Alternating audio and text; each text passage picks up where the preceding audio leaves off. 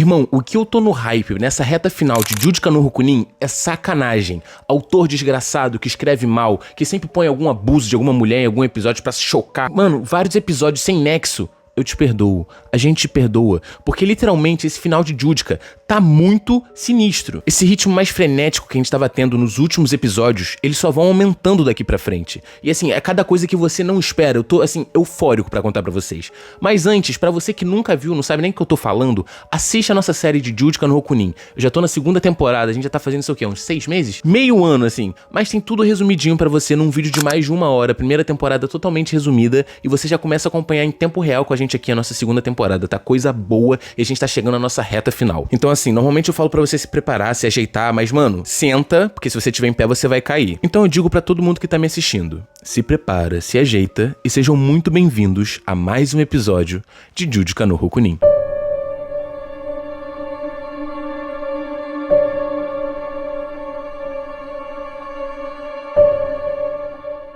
O episódio começa com aquele gancho do último episódio. A Kanami ainda tá viva, aquele clone. Ela revelou muita coisa pra gente, assim, muita coisa mesmo. E agora os nossos protagonistas vão atrás da Momoka, que é essa mulher que trabalha pro Shigoku Kyo. E obviamente indo atrás do Shigoku Kyo, já que ela é o seu braço direito. O problema é que eles não sabem muito bem onde fica essa base. A Kanami já foi até essa base do clube revolucionário, só que ela foi vendada. Ela foi lá sem poder ver onde ela tava indo, então ela não sabe o local. Então após muita investigação e procura, eles conseguem descobrir o local. É uma escola abandonada, uma escola antiga. E logo de cara, o Uruma reconhece. É a escola que aconteceu todo aquele fuzuê, que morreu o avô do Uruma, o irmão dele, a Kanami. Coincidentemente, lá também é uma base secreta. É um dos esconderijos desse clube revolucionário. Tem vários espalhados pelo mundo inteiro. O Uruma, mesmo muito inseguro com tudo isso, pelo fato de ter que voltar naquele mesmo local onde tudo aconteceu, ele tá muito determinado. Ele tá prestes a dar um fim nisso tudo. Então a cena corta e nos mostra o Shigoku Kyo, o grande desgraçado disso tudo, o que iniciou basicamente tudo. Aparentemente o Shigoku Kyo tá dando uma entrevista, tá sendo gravado. Pro quê? Pra onde? A gente já vai saber. Lá eles perguntam por que ele escolheu o Uruma especificamente e por que ele fez do Uruma o seu experimento. Caso você já tenha visto do início, você já sabe o porquê, mas se você não sabe, eu vou te lembrar aqui, valeu? O doente do Shigoku Kyo sempre achou muito chato esse negócio de você tirar a vida de uma pessoa com algum motivo. Por exemplo, alguém que ama demais, ou tem ciúmes demais, ou você tem ódio de uma pessoa e você vai lá e encerra a vida dela.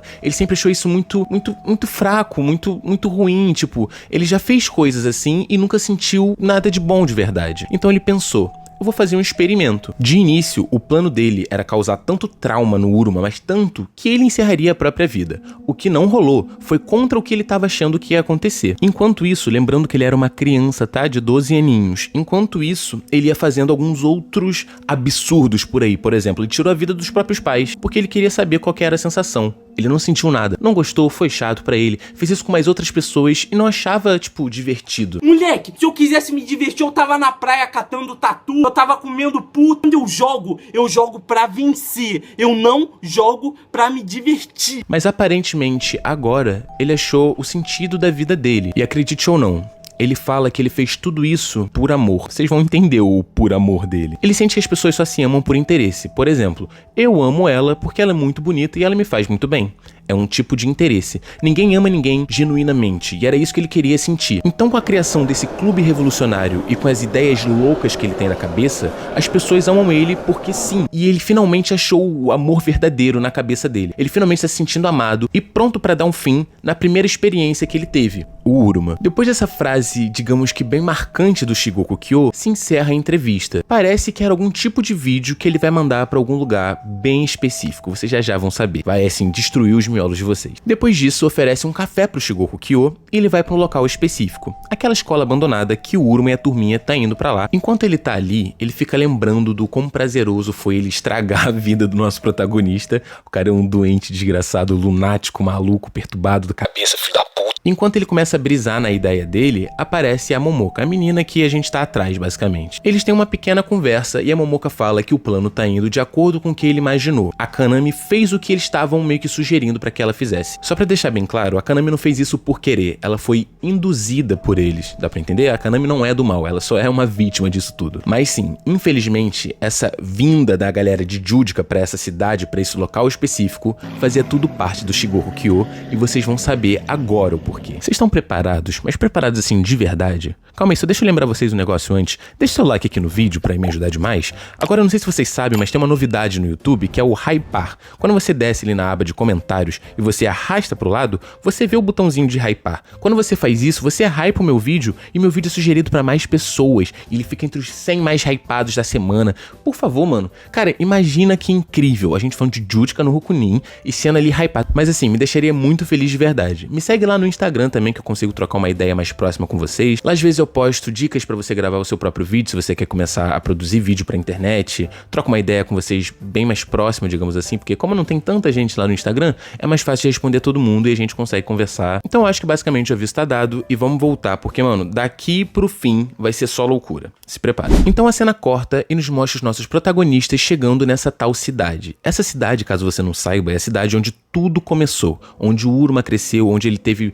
o primeiro contato com esses desgraçados, e lá ele tá vendo todos os traumas. Quando ele vai passando pela cidade, nos mostra ele olhando pra uma paisagem específica e vendo ali onde ele sofreu cada coisa, tá ligado? Tipo, é muito pesado tudo isso que tá acontecendo e todo esse local que ele tá passando. E ele expõe isso pro Kitami e pra Kawana. É uma situação muito delicada, ele tá realmente mexido, tá triste, mas ele tá determinado. Ele quer realmente dar um fim nisso tudo. Só que a questão é, quanto mais a gente repara na cidade, mais a gente vê que tem alguma coisa errada acontecendo, porque não tem ninguém na rua. Então o Uruma resolve parar num estabelecimento, tipo aquelas lojinhas de esquina. Ele chega, abre a porta e começa a gritar ali pra dentro pra ver se tem alguém, e não tem ninguém, não aparece ninguém. Quando a gente olha pra uma grama, por exemplo, ele tá metade cortada e metade não, parece que ele largou no meio. Alguma coisa aconteceu e não tem ninguém na cidade. E rapaziada, agora que tudo vai começar a desandar, o Kitami recebe uma mensagem no telefone. O telefone dele é única e exclusivamente só pro Judica, só pra pedidos de Judica. Só que quem tá mandando mensagem pra lá é o Shigoko Kyo. E a mensagem diz: seja bem-vindo de volta,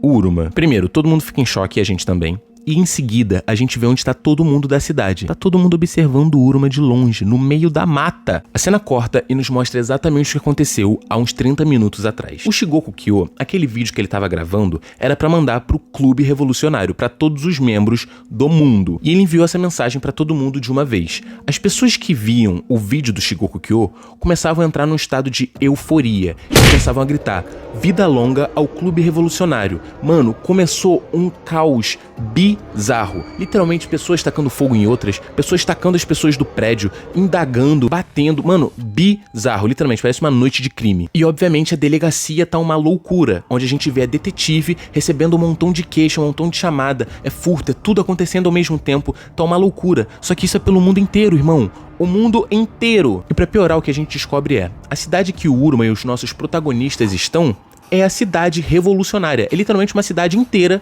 com um clube revolucionário. É como se fosse a base principal. Eles estão enrascadíssimos. Todo mundo começa a sair ali da mata e começa a ir na direção do Uruma. Enquanto uma sirene começa a tocar e começa a sair a voz do Shigoko Kyo pelo alto-falante. No alto-falante, ele fala diretamente com o Uruma. Lá ele começa com umas provocações básicas, só pra destruir a cabeça dele. Depois ele começa a apelar. Primeiro ele fala: e aí, Uruma, tá se sentindo em casa? E aí ele fala que durante esses anos o Shigoko Kyo fez trabalho de verdade, enquanto o Uruma ficou se preocupando com a vingançazinha dele. Então o Shigoko Kyo fala que vai mostrar a principal diferença de um pra outro. E é aí que tudo começa. Assim que ele fala já, literalmente voa um carro ali na direção dos nossos protagonistas, cai ali perto dele e começa a pegar fogo. Eles se afastam com medo e tal. Só que aí o desgraçado do Shigoko Kyo fala: nossa, que cena familiar, né? Parece que foi assim que seus pais se foram junto com seu irmão. O Uruma começa a se ver perdido em ódio. Ele começa a gritar, sendo que o Shigoko Kyo nem tá ouvindo, falando assim: repete pra você ver, seu filho da puta. É complicado de explicar, porque todos os traumas que o Uruma teve na vida, literalmente foi por nada. O cara fez isso porque sim, tá ligado? Ele não tinha motivo nenhum pra fazer isso com o Uruma. Ele estragou a vida do maluco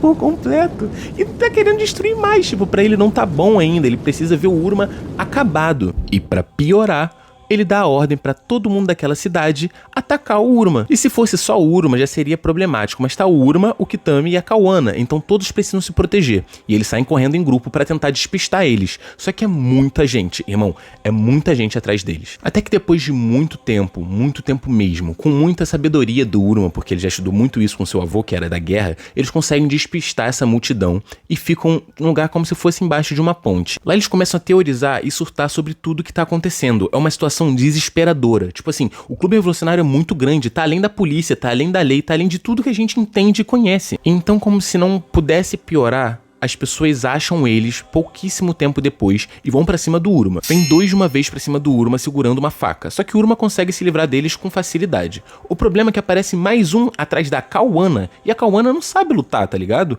Mano, o cara vai literalmente fincar a faca nela. O problema é que o Kitami se taca na frente pra não machucar a Kawana, e ele que toma a facada nas costas. Porém, rapidamente o Uruma consegue mobilizar e jogar o cara no rio, mas ainda assim, o Kitami acabou de tomar uma facada e tá assim, um corte grande nas costas dele. O que de início eu comecei a ficar com medo, pensando assim, mano, mais uma pessoa.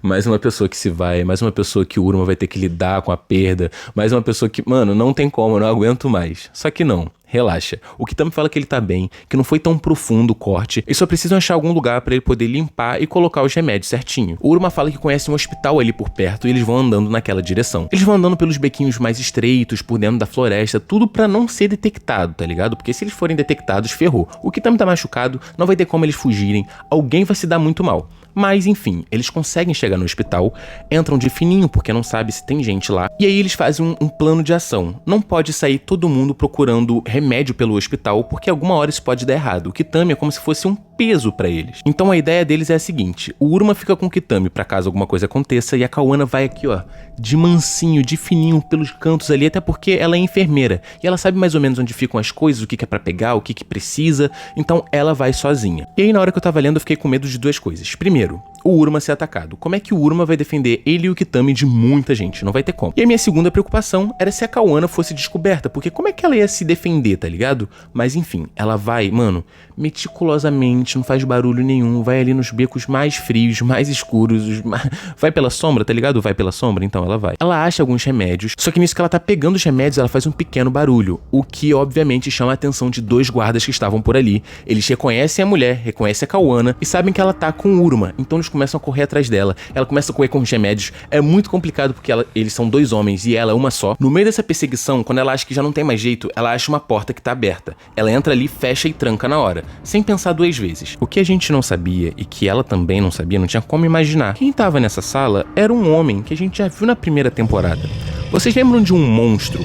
Assim, literalmente um monstro chamado Gano. O Gano é literalmente um troglodita. O maluco tem mais de 2 metros de altura. A cabeça dele não funciona direito. E tudo que ele faz na vida dele, tudo que ele procura é consentimento. E sem consentimento, ele vai lá e abusa da mulher. Então o Gano chega aqui no cangote dela e fala: com consentimento ou sem. Só que, galera, pensa o seguinte, a situação não tá ruim só pra Kawana, porque como eles viram a Kawana, assim que as pessoas viram a Kawana, chamaram reforços pra aquele local.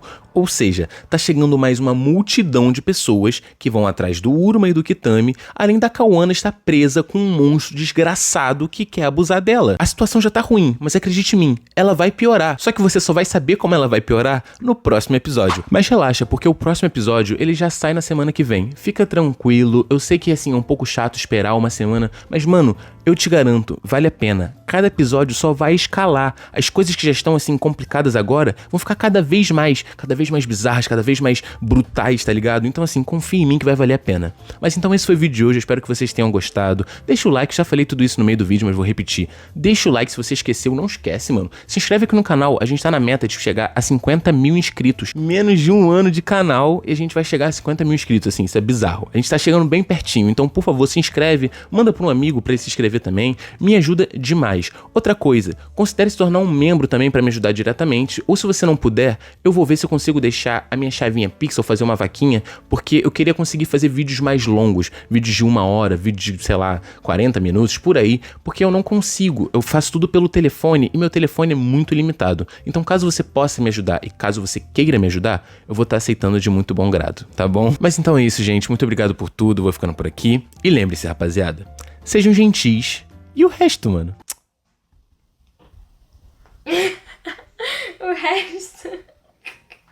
Não vou conseguir. O resto é que se for. Não, fala na moral, vai. O resto é que se for.